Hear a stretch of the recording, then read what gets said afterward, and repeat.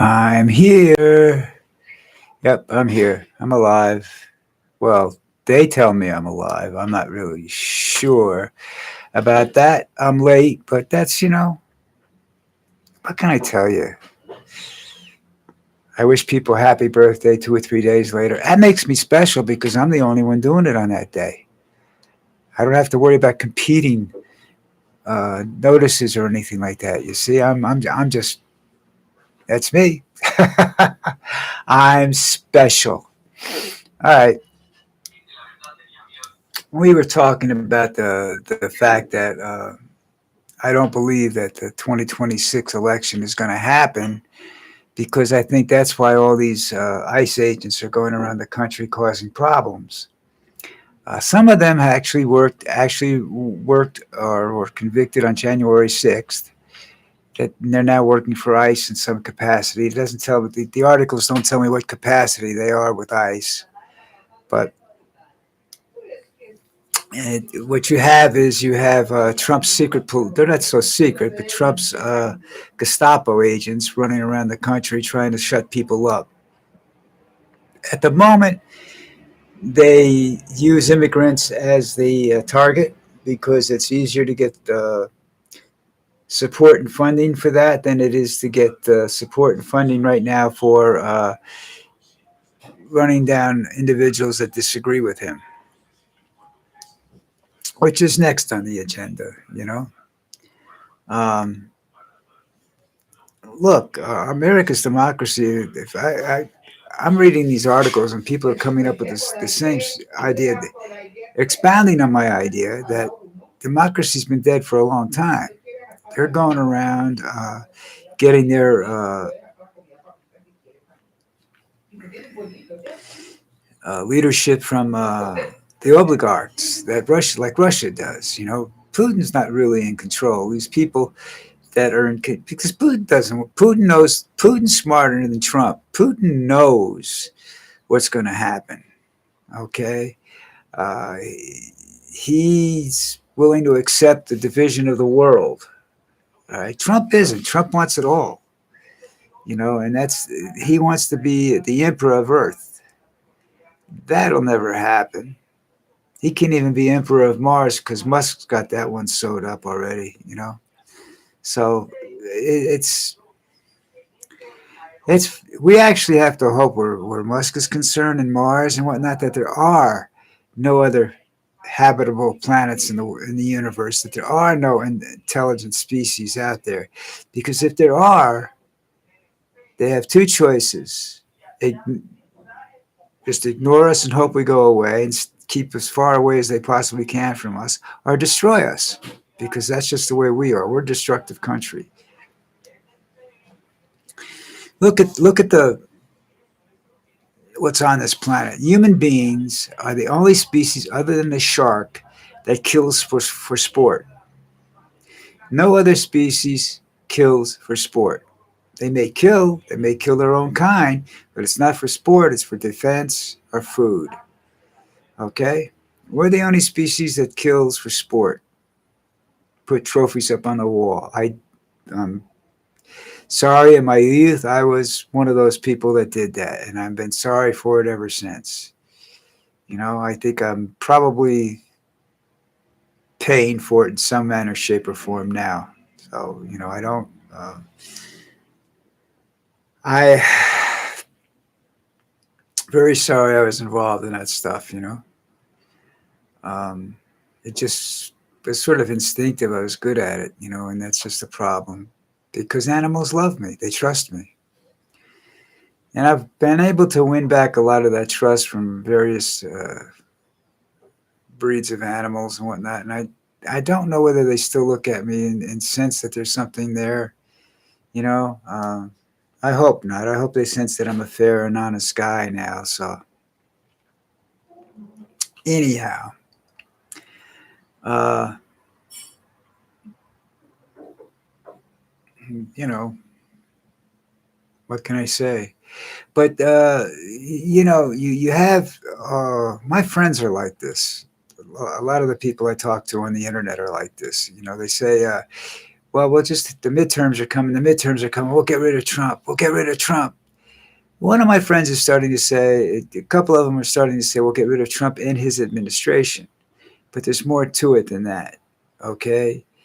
You have to understand that unless you place somebody with appeal and charisma and some brains into that position, we're going to have problems. Okay? That person that's going to they say, if the Democrats won the elections, and if it was 2028 and the Democrats win the presidential election, and the situation is pretty much the way it is right now, it won't be. It'll be worse. But say, let's just say, for the sake of argument, it's similar to what we have right now. The person coming in has to be smart enough to realize what he can't change right away, and that's the problem, because people want instant gratification. That's the other side of the internet now. Instant gratification. They always wanted instant gratification, but now even more so, because the internet has conditioned them to the instant gratification. You want to know something? Click a button, you know it. You don't have to get in your car. You don't have to drive to the library. You don't have to search for the book. Click a button and you have the answer.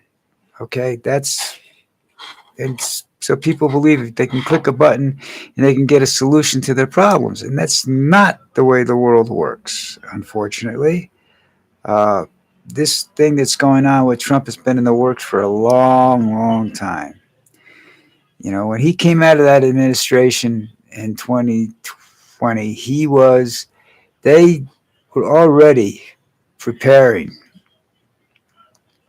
and they were looking around for somebody. And the person they looked at, and the person that was the most gullible and the easiest to control, was Donald Trump. Okay, he was the easiest to control because he was a sucker for power. He likes to think he's important, and anybody that can goes around kissing his ass has got a great opportunity there. If you can stand yourself afterwards. If you can stand the smell of being in the same room with them and everything, you've got a great chance of succeeding in the political spectrum. But the politics aren't politics the way we understand them. This is a country that's run by big business. It's like a major corporation. And I'm going back, and I keep going back to this because this is the greatest example of it you'll see. It exists in other movies, but this is the one that impressed me the most because I think it was the first time I ever saw it in a movie. Was Rollerball in 1975. It's like the computer's taking over the world. The first time I saw that was, I don't know, it was a black and white movie. I don't know how old it was. It was called Colossus. And it made so much sense to me when you think about it. All right? Because, first of all, even back the 50s, scientists were saying that the greatest danger to this planet was us, the human being. All right? So if you go out and you tell a logic machine, which is what a computer is, basically a machine based upon logic, numbers, ones and zeros, and if you tell it this, protect this planet from danger, well, you know what? You're the greatest danger. That's what happened in the movie Terminator. That's where that came from. Now, nobody looks at it that way. People just looks at it as robots versus humans. Arnold Schwarzenegger flexing his muscles, shooting and killing. They don't look at the underlying. All right. They even go back to show you the beginning of it when they found this chip that started all this. That chip was developed in Whippany, New Jersey, in a Bell Labs facility, and they call it the learning chip, the chip that learns from its mistakes. Okay, that was the beginning of artificial intelligence, and that was back in I'm going to say the late 70s. I don't remember the exact date. I remember reading the article, and it's stuck with me for a long. It's always stuck in the back of my head, but I don't remember the date. That's the problem with me. I remember articles, not necessarily the dates they were printed. I had to look up. I didn't realize that Rollerball was from 1975. I didn't think it was that old because the premise is so is so more modern list than it is that old, that it's been around for that long. It's 50 years ago.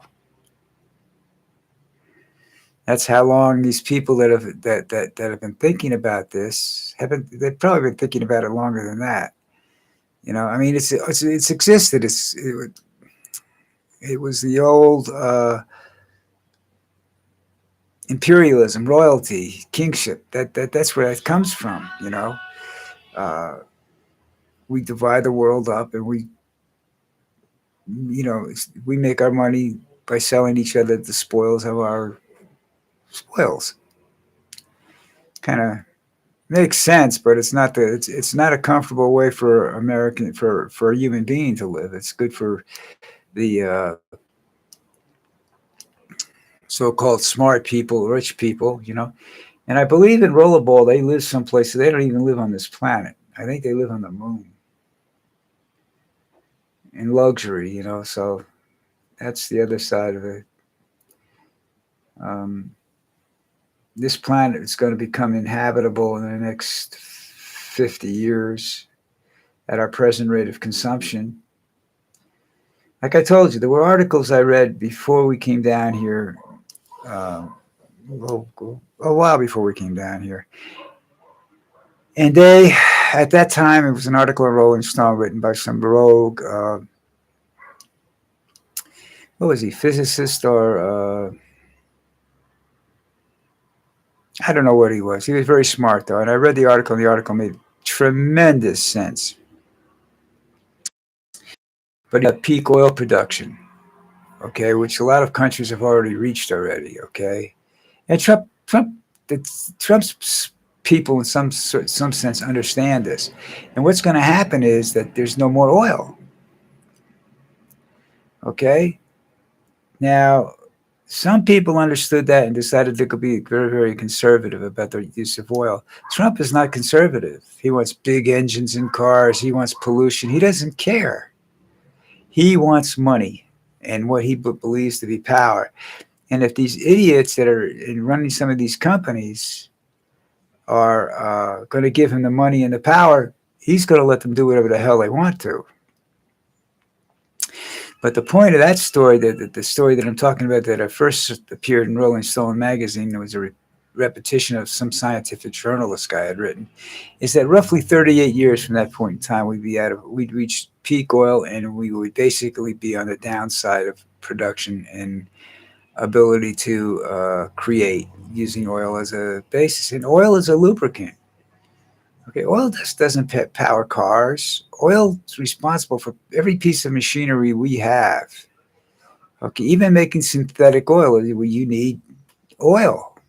Okay, so this is what everybody, the prospects are, or he thought, and that's why I say, given the timeline that back then, we managed to slow it down tremendously, and Trump's turning around and screwing with it because there's not enough money for him.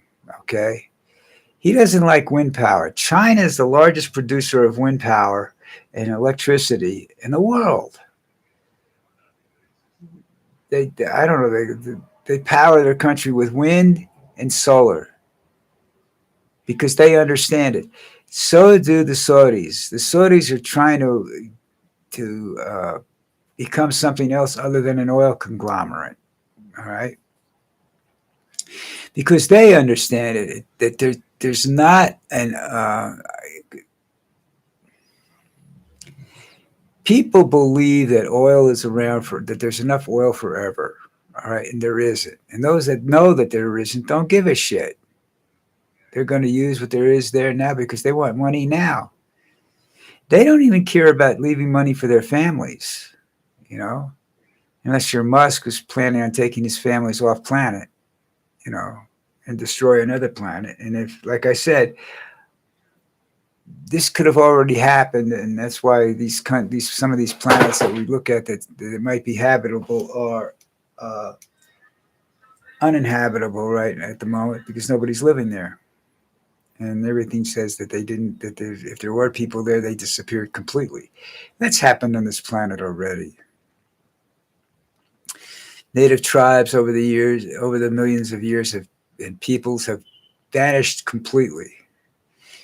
And we discover a bone every now and then we decide that we know, well, this is, they were here longer than we thought they were, you know, but they didn't last beyond the point that we thought that we know. All right. There's none of them still running around. So anyhow, Monday is depressing to begin with, and I'm sure I added to the depression. But that's me. I love to spread misery. Misery loves company. You know what I'm saying? All right, listen up. Hit that subscribe button. I'm out of here. If you don't subscribe, at least like, comment, do something. Um, it doesn't appear that anybody showed up today, but I'm used to that. Anyhow, I'll be back tomorrow. So everybody have a great day.